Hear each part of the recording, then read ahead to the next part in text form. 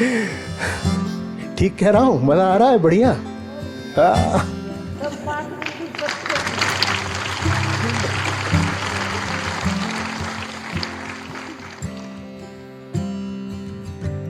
एक उम्र लगी है ये जानने में, यहां पर हम सबसे ज्यादा बुजुर्ग आप बैठी हुई हैं और बोल रही हैं एक एक बात बिल्कुल सच कही।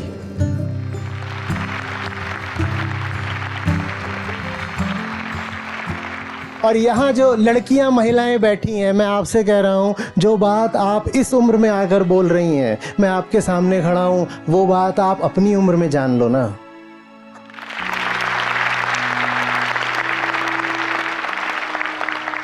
There are no free lunches. कोई नहीं तुम्हें प्यार या मदद के नाते कुछ दे रहा है, वसूली होगी। इससे अच्छा ये है कि खुद को विकसित करो, इस लायक बनाओ कि पूरी दुनिया को ही प्रेम दे सको।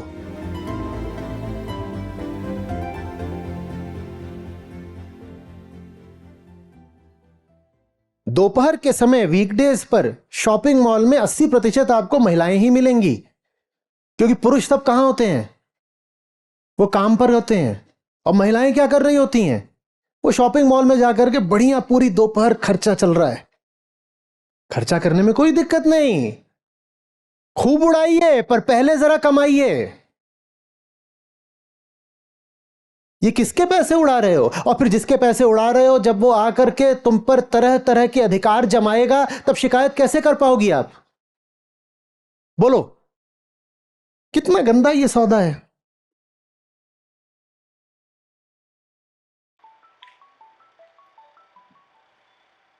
फोन भी हो सकता है अधिकार के नाते ही बज रहा हो। तुम अभी तक वापस कैसे नहीं आए?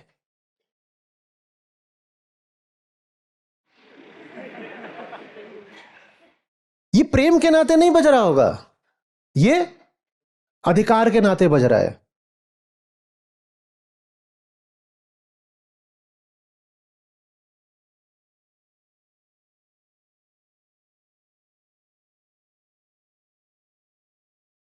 आदत सी बन गई है।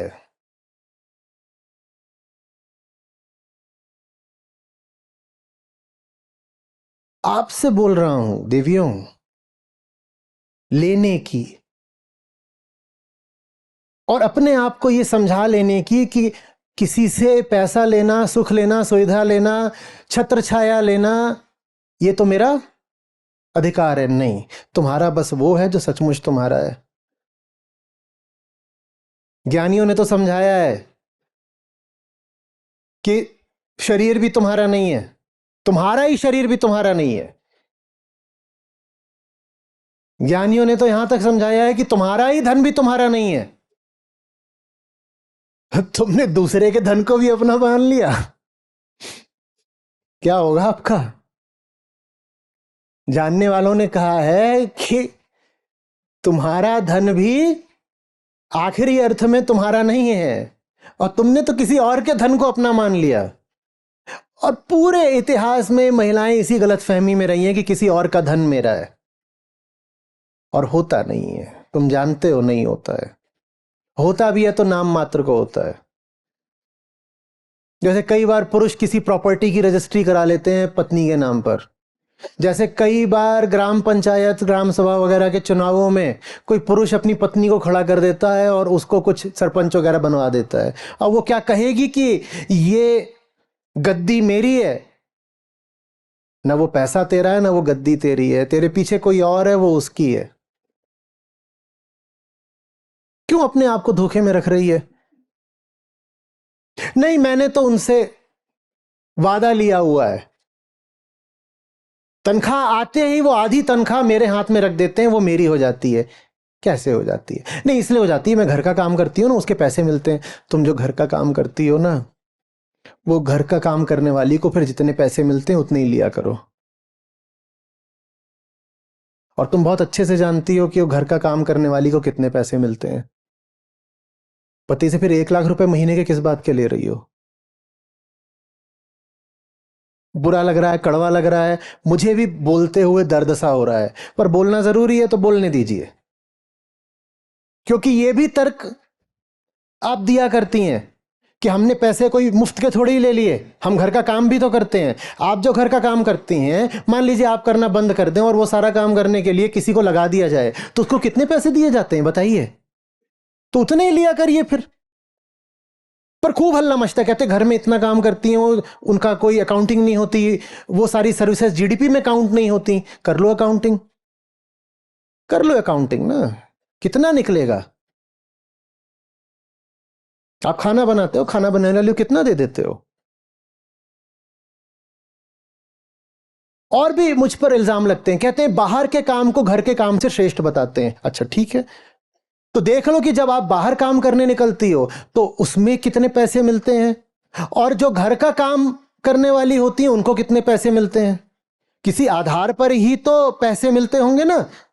तो फिर क्यों बोल रहे हो कि वो बाहर जाकर के जो डीएमएसपी बनकर बैठी हुई है, या कॉर्पोरेट मैनेजर बनकर बैठी हुई है, या आर्मी में है, या रिसर्चर है, या साइंटिस्ट है, उसका काम और जो घर में चूल्हा चौका किया जाता है वो दोनों काम एक बराबर है? मुझ पर बड़ा इल्जाम है, कहते हैं घर के काम का अपमान करते हैं, कहते हैं घर में जो काम होता है उसका कुछ मूल्य ही नहीं करते।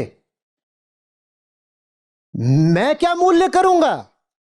कोई भी मूल्य नहीं करता। अगर तुम मूल्य कर रहे होते तो फिर जो घर में काम वाली लगी होती है कपड़े वगैरह धोने के लिए, खाना पीना बनाने के लिए, उसको भी तुम फिर उतनी ही तनख्वाह देते जितनी किसी सुपरिंटेंडेंट ऑफ पुलिस को देते हो। एक महिला है, वो एसपी बनी हुई है, उसको कुछ सैलरी मिलती है ना। या वो जाकर के बेंगलोर में आईटी में कोई सीनियर जॉब कर रही है, उसको भी सैलरी मिलती है ना। और आपके घर में मेड होती है, उसको भी सैलरी मिलती है। अगर घर का काम बाहर का काम एक बराबर है तो दोनों को एक बराबर सैलरी क्यों नहीं देते हो?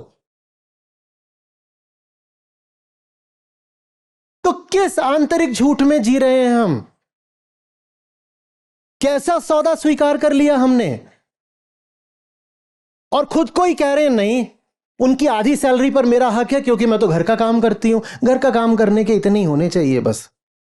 आपको आहत करने के लिए नहीं बोल रहा हूं, आपको जगाने उठाने के लिए बोल रहा हूं। और बुरा लग रहा होगा, मुझे मालूम है, और बुरा आप जल्दी मान जाते हो।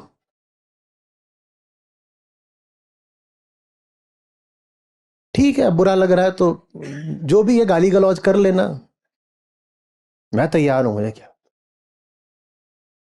ऐसे आता है ये बच्चे पालने को छोटा काम मानता है। अगर इसकी माँ ने भी इसको नहीं पाला होता तो फिर ये इतनी बकवास कैसे करता? धन्य, धन्य देवी धन्य, क्या तर्क दिया है। आप इंसान हो, आप इंसान हो। रोज सुबह उठ के अपने आप को बोला करो, क्या आप इंसान हो? आप क्या बन गए? आप में हर तरह से उतनी ही क्षमता है जितनी किसी पुरुष में, उससे थोड़ी ज्यादा ही हो सकती है, बल्कि कम नहीं है।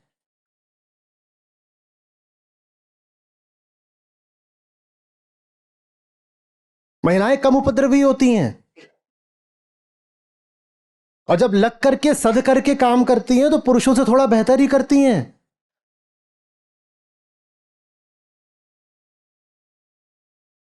आप में सारी क्षमताएं हैं जो किसी चैतन्य मनुष्य में होती हैं। आपने ये कौन सी डील कर ली? ये डील आपके लिए अच्छी नहीं है। बस इस डील में आपको क्या मिल गया है? सुरक्षा, चार दीवारों की सुरक्षा है और सम्मान है। किसी बड़े घर की बहू बनूंगी। ये बड़े घर की बहू टाइप्स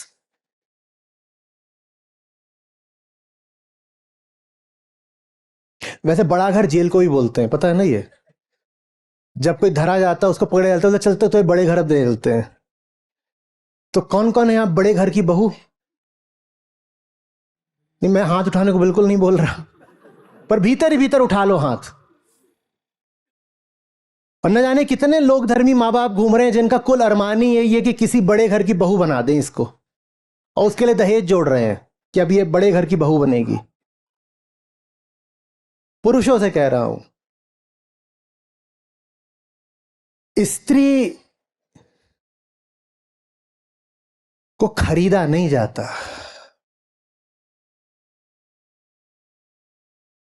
प्रेम न बाड़ी उपजे, प्रेम न हाट बिकाए।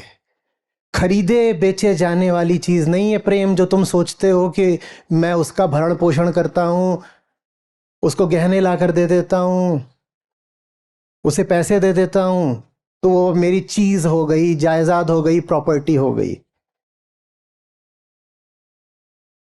राजा प्रजा जेहि रुचे, शीश काट ले जाए। शीश दे दो, प्रेम ले जाओ। स्त्री न जीती जाती है न खरीदी जाती है। जब स्त्री में मनुष्य दिखाई देने लग जाता है, जब दो पक्षियों में दोस्ती इसलिए होती है कि साथ और ऊंचा उड़ पाएंगे, उसे प्रेम कहते हैं।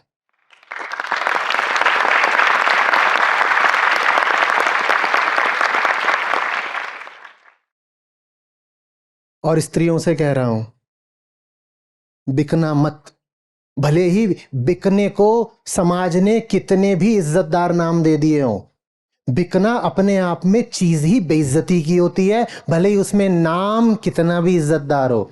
नाम तो ये बहुत दे देंगे, बड़े घर की बहू है, सुशीला है, इज्जतदार है, ये है वो है। दिल ही दिल में तुम्हें तो पता ही है ना कि तुमने क्या सौदा कर लिया है। क्या करोगी ये झूठी इज्जत लेकर के? Earn it. आ रही बात समझ में? किसी भी कीमत पर किसी से भी मदद मत ले लेना। जो तुम्हें निस्वार्थ मदद दे सके ऐसे लाखों करोड़ों में एक दो होते हैं, और इतने अच्छे संयोग नहीं है आपके कि आपके जीवन में बुद्ध या कृष्ण आ जाएं। धनिया है यदि आप, तो जीवन में झुन्नू ही आया होगा कोई, और वो आपको यदि मदद दे रहा है तो बदले में दाम वसूलेगा ही वसूलेगा। निस्वार्थ मदद कोई कृष्ण दे सकते हैं, पर थोड़ा अभी मुश्किल है कि जीवन में कृष्ण कोई आ गया। वो कोई और ही होगा जो कान्हा बन के आ गया है। सावधान। मदद के नाम पर खुद को बंधक मत बनवा लेना। बड़ा अच्छा लगता है, मैं तो घर की रानी हूं, वो मुझसे कहता है तू क्यों मेहनत करेगी, मैं हूं ना, मैं तो घर की रानी हूं। बज गया फोन।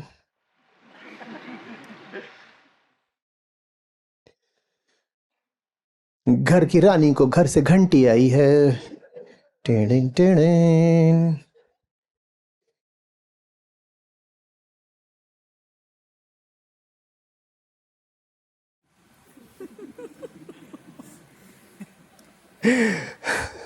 ठीक कह रहा हूं, मजा आ रहा है, बढ़िया।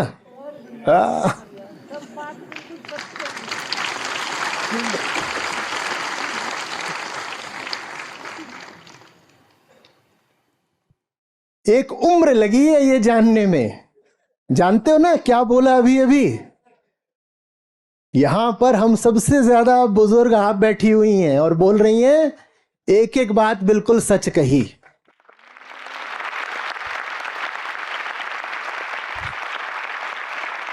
और यहां जो लड़कियां महिलाएं बैठी हैं, मैं आपसे कह रहा हूं, जो बात आप इस उम्र में आकर बोल रही हैं, मैं आपके सामने खड़ा हूं, वो बात आप अपनी उम्र में जान लो ना।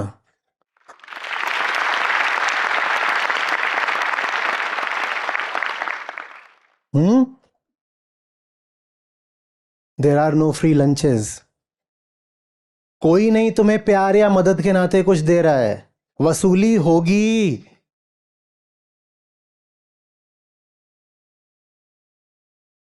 इससे अच्छा यह है कि खुद को विकसित करो, इस लायक बनाओ कि पूरी दुनिया को ही प्रेम दे सको। साथी भी आपको वैसा ही मिलेगा जैसे आप होंगे। आपको अपने स्तर के अनुसार ही कोई मिलता है। आपके जीवन में भी कृष्ण बुद्ध नहीं तो कम से कम उनकी थोड़ी छवि लिए, थोड़ी सुगंध लिए कोई आ सके, इसके लिए पहले अपना स्तर बढ़ाइए। जल्दी से किसी सौदे में बंध मत जाइए। आप जितना ऊंचे उठोगे संभावना बढ़ेगी कि आपके जीवन में भी कोई ऊंचा सुयोग्य व्यक्ति प्रवेश करे। और मजेदार बात ये, आप जितना ऊंचे उठते जाओगे उतना आपके भीतर से ये ललक कम होती जाएगी कि मेरे जीवन में कोई प्रवेश करे।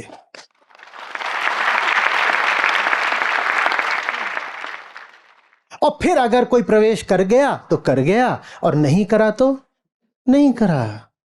बात यह नहीं है कि जीवन में कोई आया कि नहीं आया, बात यह है कि हमने जीवन ऊंचा बिताया कि नहीं बिताया।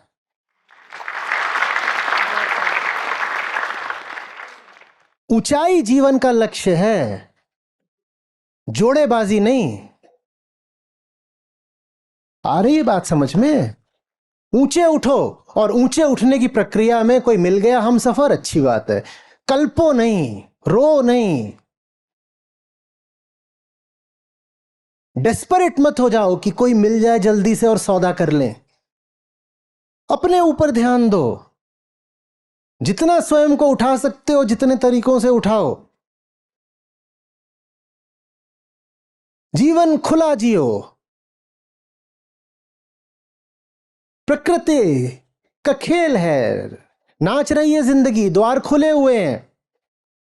कोई सुयोग्य व्यक्ति अगर प्रवेश कर गया तो कर गया, हम रोक भी नहीं रहे। और हम कलप भी नहीं रहे, हाय हाय आधी रात बीत गई अभी भी कोई नहीं आया। आया तो आया, नहीं आया तो नहीं आया। हमारे पास जिंदगी जीने के लिए बहुत ऊंचे काम मौजूद हैं। ये जोड़ेबाजी तो पशु भी कर लेते हैं, हमें इसी में नहीं फंसे रहना है।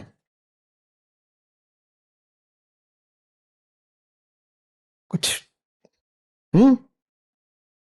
या बिल्कुल एकदम अव्यवहारिक बात कर रहा हूं, बेकार। इन्हें क्या पता, इन्होंने खुद करी है।